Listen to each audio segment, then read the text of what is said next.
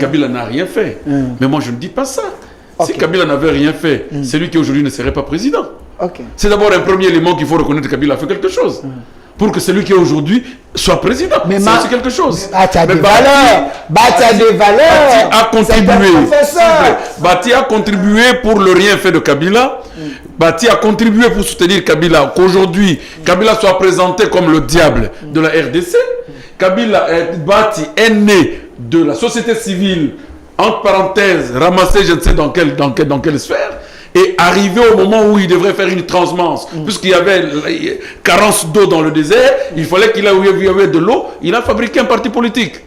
Le modélage d'un homme politique, ce n'est pas par rapport à ce moyen financier, puisque nous savons comment l'on gagne le moyen financier dans ce pays.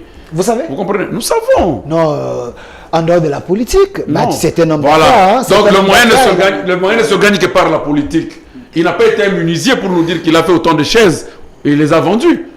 Le moyen ne se trouve que par le voie politique. Et les voies politiques sont de voies occultes, puisqu'en dehors de leur salaire, ils ne peuvent pas construire des écoles, ils ne peuvent pas construire des hôpitaux. Combien peut-il recevoir par an, en dépit de ses émoluments, en dépit de ses honoraires et de son salaire en tant que ministre, pour aujourd'hui prétendre avoir plus de 100 parcelles, des hôpitaux et des écoles à construire? Non. Mais il y a ceux qui sont venus dans la politique avec leurs moyens. Hein. Non, nous devons... Non, écoutez. Au moment où on te disait qu'en RDC, nous n'avons pas de milliardaires, à l'époque, on discutait qui a de moyens en RDC. Vous comptez les milliardaires africains, il n'y a aucun Congolais. Alors, qui est venu avec des milliards?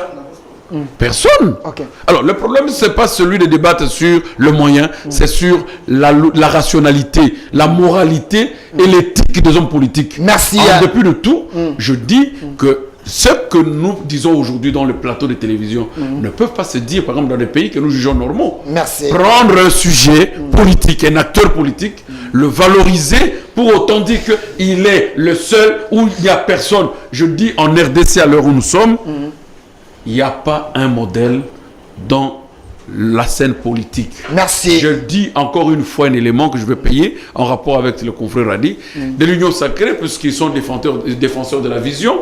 Et qu'est-ce que le confrère appelle vision?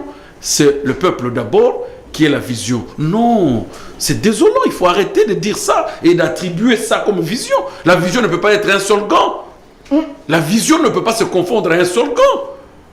La vision, c'est une programmation. La vision, c'est une planification. On défend une planification, on ne défend pas un slogan.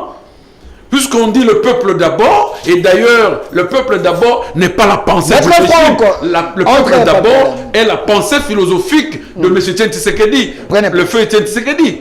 Et ce qu'il a entendu par peuple d'abord, c'est qu'il a donné une explication résumée de la démocratie dont il avait besoin d'expliquer au peuple. Dans l'union sacrée créée dans les villes. Alors, l'union sacrée ne peut pas parler d'une vision qui s'appelle peuple d'abord. Ça ne peut pas exister, ça comme vision. Il faut que le confrère se débrouille encore pour trouver quelle est la vision réellement qu'il défend. Merci, il faut que le confrère se débrouille encore.